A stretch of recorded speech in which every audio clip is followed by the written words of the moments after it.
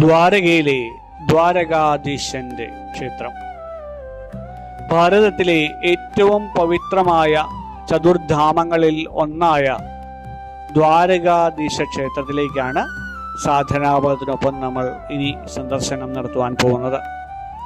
ഗുജറാത്തിലെ ദേവഭൂമി ദ്വാരക ജില്ലയിൽ ഗോമതി നദിയുടെ തീരത്താണ് ഈ ക്ഷേത്രം സ്ഥിതി ചെയ്യുന്നത്. അറബിക്കടലിനോട് ചേർന്ന് നിൽക്കുന്ന ഈ പുരാതന നഗരം ഭഗവാൻ ശ്രീകൃഷ്ണന്റെ സാമ്രാജ്യമായാണ് അറിയപ്പെടുന്നത്. ഐതിഹ്യപ്രകാരം ശ്രീകൃഷ്ണന്റെ കൊച്ചുമകനായ വജ്രനാഭനാണ് ഭഗവാന്റെ വസതി നിന്നിരുന്ന അതേ സ്ഥലത്ത് ആദ്യമായി ഈ ക്ഷേത്രം നിർമ്മിച്ചത്. എന്നാൽ ഇന്ന് നാം കാണുന്ന 7 നിലകളുള്ള മനോഹരമായ ചാലൂക്യ ശൈലിയിലുള്ള ക്ഷേത്രം ഏകദേശം 15-16 നൂറ്റാണ്ടുകളിൽ നിർമ്മിക്കപ്പെട്ടതാണെന്ന് കരുതപ്പെടുന്നു. ഇതിന്റെ ശില്പകലയും കൊത്തുപണികളുമെല്ലാം അതിമനോഹരമാണ്. ദ്വാരകയെക്കുറിച്ചുള്ള ഐതിഹ്യങ്ങൾ പുരാണങ്ങളുമായി ആഴത്തിൽ ബന്ധപ്പെട്ടിരിക്കുന്ന ഒന്നാണ്. മധുരയിൽ കംസനെ വധിച്ചതിന് ശേഷം ജരാസന്ധന്റെ തുടർച്ചയായ ആക്രമണങ്ങളിൽ നിന്ന് യാദവകുലത്തെ രക്ഷിക്കാനായി ഭഗവാൻ ശ്രീകൃഷ്ണൻ മധുര വിടാൻ തീരുമാനിച്ചു.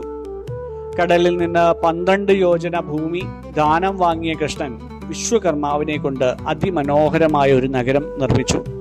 അതാണ് ദ്വാരക. പുരാണങ്ങളിൽ പ്രകാരം ദ്വാരക സ്വർണം കൊണ്ട് നിർമ്മിച്ചതായിരുന്നു.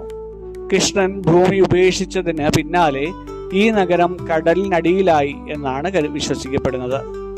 നിലവിലെ ഈ ക്ഷേത്രം പുരാതന നഗരത്തിന്റെ ഒരു സ്മരണയായാണ് നിലകൊള്ളുന്നത്. സപ്തപുരികളിൽ, അതായത് 7 പുണ്യ നഗരങ്ങളിൽ ഒന്നായ ഇവിടെ ദർശനം നടത്തുന്നത് മോക്ഷപ്രാപ്തിക്ക് സഹായിക്കുമെന്ന് ഭക്തർ വിശ്വസിക്കുന്നു. സാധാരണയായി രാവിലെ 6:30 മുതൽ ഉച്ചയ്ക്ക് 1 മണി വരെയും വൈകുന്നേരം 5 മുതൽ രാത്രി 9 വരെയുമാണ് ദർശന സമയം.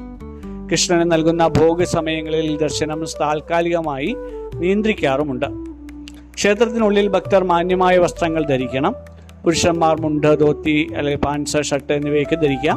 ഏതായാലും ഇന്ത്യൻ ക്ഷേത്രങ്ങളിലൊക്കെ സാധാരണ ഉപയോഗിക്കുന്ന രീതിയിലുള്ള വസ്ത്രങ്ങൾ തന്നെ ധരിക്കുവാൻ ഏവരും ശ്രദ്ധിക്കേണ്ടതുണ്ട്. ക്ഷേത്രത്തിനകത്തേക്ക് മൊബൈൽ ഫോണോ ക്യാമറയോ മറ്റും ഉള്ളിലേക്ക് കൊണ്ടുപോകുവാൻ അനുവാദമില്ല. അപ്പോൾ സൂക്ഷിക്കാൻ പ്രത്യേക കൗണ്ടറുകൾ പുറത്തുണ്ട്. ദ്വാരക റെയിൽവേ സ്റ്റേഷനാണ് ഇന്ത്യയിലെ പ്രധാന നഗരങ്ങളുമായി ബന്ധിക്കപ്പെട്ടിരിക്കുന്ന ഈ ക്ഷേത്രത്തിലേക്ക് വരുന്ന അല്ലെങ്കിൽ ക്ഷേത്രത്തിനടുത്തുള്ള പ്രധാന റെയിൽവേ സ്റ്റേഷൻ. ഏകദേശം 2-3 കിലോമീറ്റർ ദൂരമേ ഇവിടെ നിന്ന് ദ്വാരക റെയിൽവേ സ്റ്റേഷനിലേക്കുള്ളൂ. അടുത്ത വിമാനത്താവളം ജാംനഗർ. അവിടെ നിന്ന് ടാക്സിയിലും ബസ്സിലുമൊക്കെ ഇങ്ങോട്ട് എത്തിച്ചേരാവുന്നതാണ്. റോഡ് വഴിയാണെങ്കിൽ ഗുജറാത്തിലെ എല്ലാ പ്രധാന നഗരങ്ങളിലും, അതായത് അഹമ്മദാബാദ്, രാജ്കോട്ട്, വഡോദരയിൽ നിന്നൊക്കെ ദ്വാരകയിലേക്ക് ബസ് സർവീസുകളും സുലഭമായിട്ട് ലഭ്യമാണ്.